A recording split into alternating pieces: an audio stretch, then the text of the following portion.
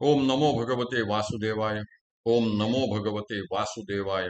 ओम नमो भगवते वासुदेवाय। ओम ज्ञानाय नमः। सार्थ ज्ञानेश्वरी दिवस 38 अध्याय दुसरा सांख्ययोग। श्री गणेशाय नमः।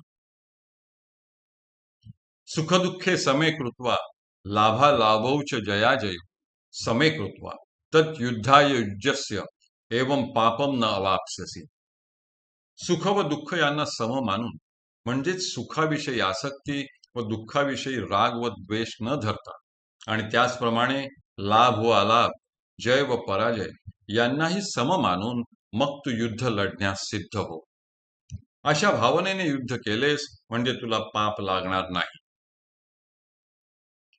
सुखी संतोषानं यावे, दुःखी विषादानं भजावे आणि लाभालाभ न धरावे मना माझी। येथ विजयपण होईल की सर्वथा देह जाईल, हे आधीची काही पुढील चिंतावेना। आपण या उचिता स्वधर्मे राहाटता, जे पावे ते निवांता साहो निजावे। ऐसिया मने होवावे तरी दोषू न घडे स्वभावे, म्हणून आता झुंजावे निभ्रांत तुवा। सुख प्राप्त झाले म्हणून अति संतोषात मग्न होऊ नये, दुःख प्राप्त झाले असता विषादात बुडून जाऊ नये आणि मनामध्ये सतत लाभ व अलाभ यांचाच विचार करू नये। या रणांगणावर विजय प्राप्त होईल किंवा आपला देह सर्वथा नष्ट होईल, हा पुढचा विचार आधीच करत बसू नये।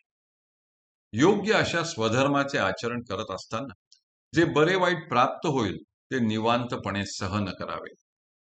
अशा रीतीने मनाचा निश्चय केला म्हणजे स्वभावताच दोष लागत नाही। म्हणून तू भ्रांतिरहित होऊन युद्धाला सामोरा जा। एषा ते सांख्ये बुद्धी अभिहिता, तू योगे इमाम शृणु पार्थ, यया बुद्ध्या युक्तः कर्मबंधम प्रहास्यसि।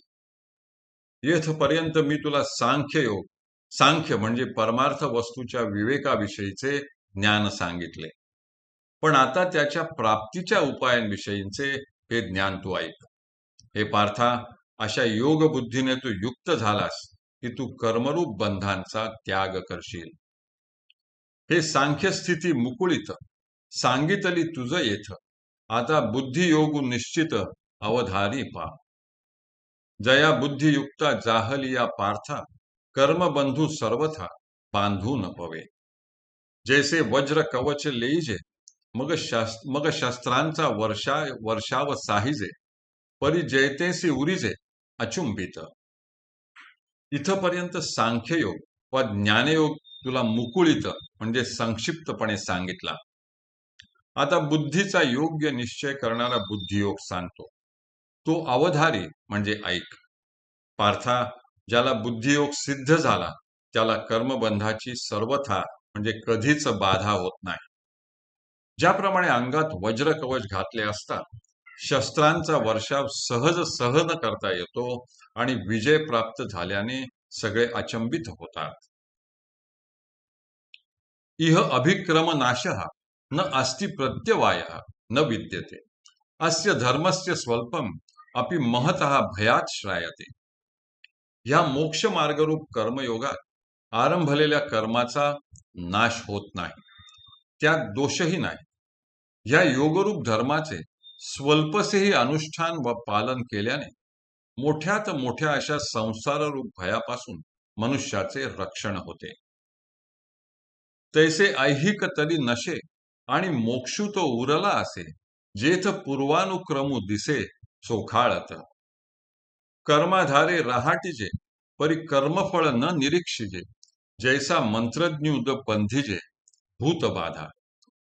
तिया परी जे सुबुद्धी आपुला लिया निरवधी, हा असताची उपधी आकळू न सके।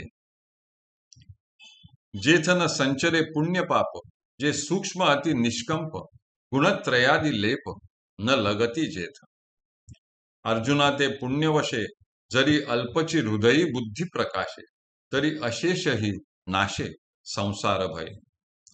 तसेच इहलोकीचे सुख नाहीसे न होता मोक्ष अंतरत नाही।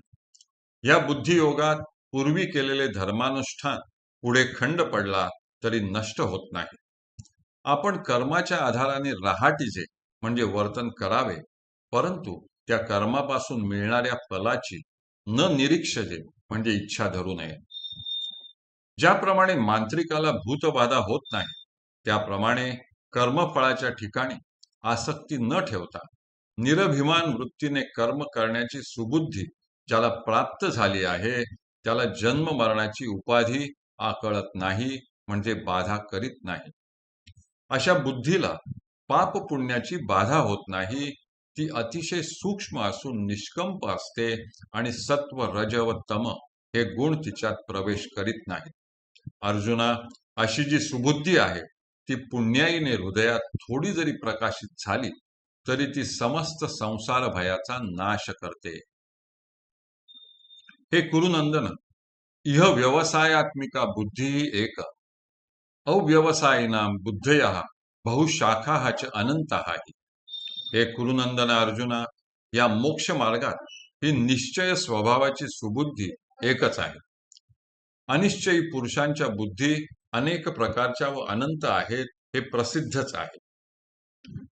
जैसी दीप कळिका धाकुटी परी बहु तेजा ते प्रगटी, तैसी सद्बुद्धी हे थेकुटी म्हणो नये. पार्था बहुती परी हे अपेक्षी जे विचारशुरी, जे दुर्लभ चराचरी सद्वासना. आणिका सारिका बहुवसू, जैसान जोडे परिसू, का अमृताचा लेशू देवगुणे. तैसी दुर्लभ जे सद्बुद्धी, जे परमात्मची अवधी, जैसा गंगेसी उदधी निरंतर. तैसे ईश्वरा वाचुनी काही, जिये आणिक लाणी नाही, ते एकची बुद्धी पाही अर्जुना जगी. येरते दुर्मती, जे बहुदा असे विकरती, तेथ निरंतर रमती अविवेकी. म्हणून तया पार्था स्वर्ग संसार नरकावस्था, आत्मसुख सर्वथा दृष्ट नाही. ज्याप्रमाणे दीपकळिका म्हणजे दिव्याची ज्योत धाकुटी असूनही तिचा प्रकाश खूप मोठा असतो, त्याप्रमाणे सद्बुद्धी ही अल्प असली तरी तिला थेकुटी म्हणजे लहान समजू नये. पार्था, जे विचारशूर म्हणजे ज्ञानी आहेत, ते सद्बुद्धीची अनेक प्रकारे सद्वासना धरतात. पण अशी सद्वासना चराचरा म्हणजे या जगात फार दुर्लभ आहे. इतर दगडांप्रमाणे परिसाचा दगड काही सर्वत्र सापडत नाही, अथवा लेश मात्र अमृत प्राप्त होण्यासाठी देखील ज्याप्रमाणे दैवयोगच लागतो, त्याप्रमाणे परमात्म्याच्या प्राप्तीतच जिचे पर्यवसान होते, अशी ही सद्बुद्धी फार दुर्लभ आहे.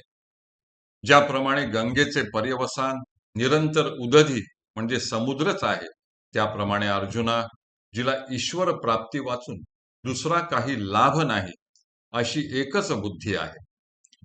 अशा सद्बुद्धी खेरीज येर म्हणजे इतर सर्व बुद्धी ह्या दुर्मती होय. त्यांच्या ठिकाणी अनेक प्रकारचे विकार उत्पन्न होतात आणि तेथे अविचारी लोक निरंतर रमतात. म्हणून पार्था, अशा लोकांना स्वर्ग, संसार आणि नरकावस्था प्राप्त होते, परंतु आत्मसुख मात्र सर्वथा त्यांच्या दृष्टीस पडत नाही. हरिः ओम, हरिः ओम, हरिः ओम. हरये नमः, हरये नमः, हरये नमः.